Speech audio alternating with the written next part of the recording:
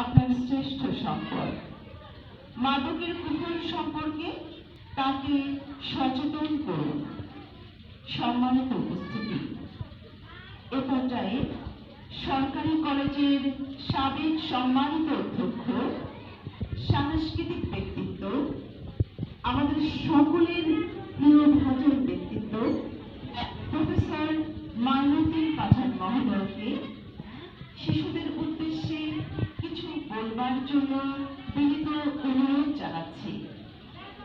এবারে বক্তব্য প্রদান করবেন প্রফেসর মাইনুদ্দিন পাঠান মহোদয়।